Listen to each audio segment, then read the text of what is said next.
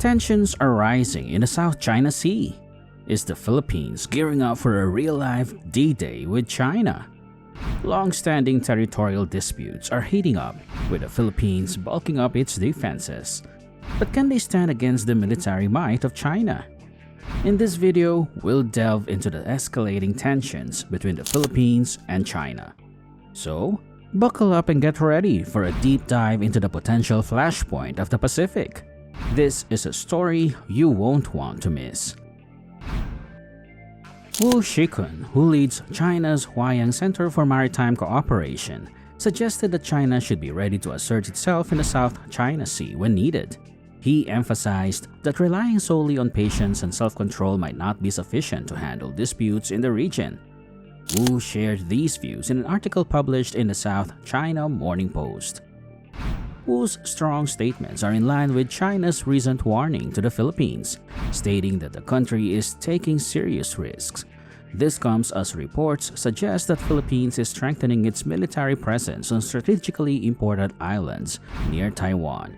China is uneasy about the possibility of the Philippines allowing the United States and Japan access to military facilities in its northernmost province, Batanes, which is close to Taiwan.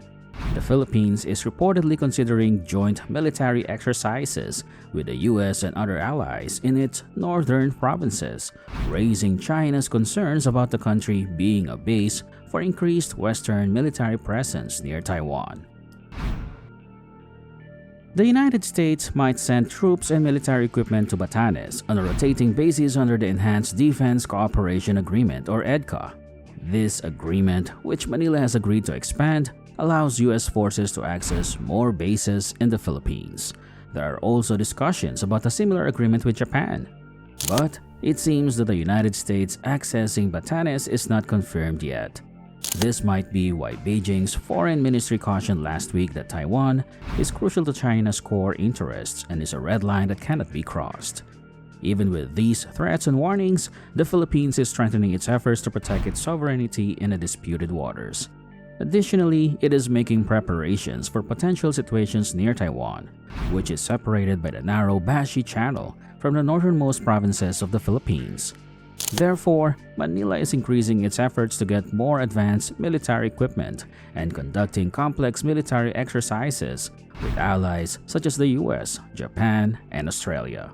Apart from depending on military aid from the US, which includes a recently received C-130 transport plane, the Philippines is planning to buy modern fighter jets and strategic missile systems as part of a 2 trillion peso or $36 billion military modernization program.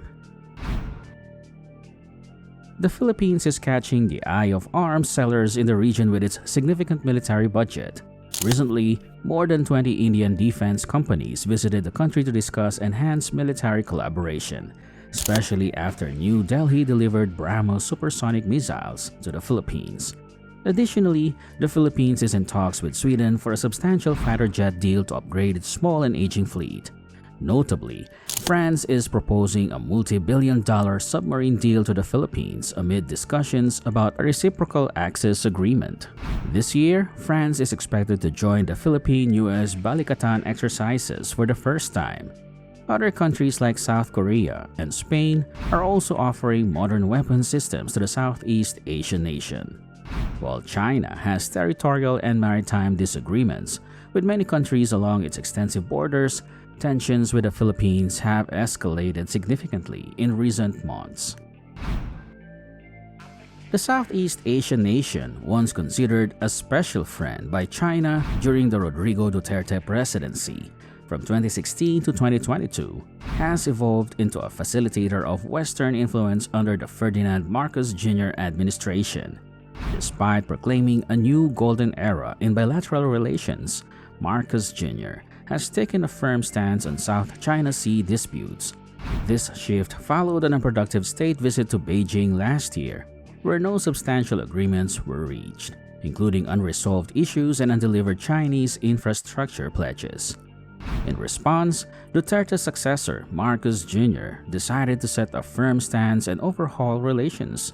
This involved expanding defense cooperation, with traditional allies and enhancing patrols by Philippine maritime forces. The president believes these actions provide diplomatic leverage over China. However, China perceives the Philippines as provoking armed conflict through what it views as overtly provocative measures. These include Manila's plans to strengthen maritime military bases from the Second Thomas Shoal to Tito Island, and the heightened frequency and scope of joint maritime drills with Western powers in the South China Sea. Presently, Beijing is closely observing Manila's evolving strategic stance concerning Taiwan, a matter of particular importance. The Marcos Jr. administration has given mixed signals regarding whether it will allow the U.S. access to crucial Philippine bases near Taiwan's southern shores. Considering Beijing's heightened preparations for potential action against the self-ruling island, it is evident that China is not receptive to Manila's shift towards the West and its regional allies. There are clear indications of ongoing debates within China on how to discourage the Philippines from pursuing its current direction, with experts like Wu advocating for a more decisive and coercive response. Mindful of China's substantial military capabilities, the Philippines is strengthening ties with an expanding network of strategic partners who share similar concerns about the formidable Asian power. As it emerges as one of the fastest-growing economies in the region, the Philippines is increasingly becoming a significant defense market. The United States is set to deliver 3 new C-130J-30 Super Hercules airlifters, valued at $400 million, scheduled between July 2026 and January of 2027. Simultaneously, ongoing negotiations are in progress for a potential sale of American F-16 fighter jets to the Philippine Air Force, although they have reportedly encountered obstacles relating to pricing concerns.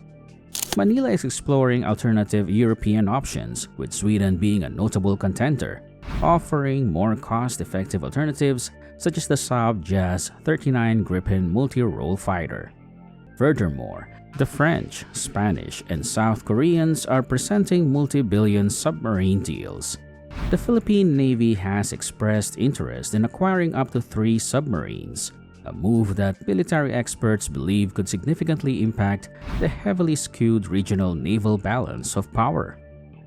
3 is the magic number: 1 submarine in operation, 1 in training, and 1 in refit or maintenance, explained Ian Story, a leading expert in maritime security, when discussing the optimal deployment of submarines.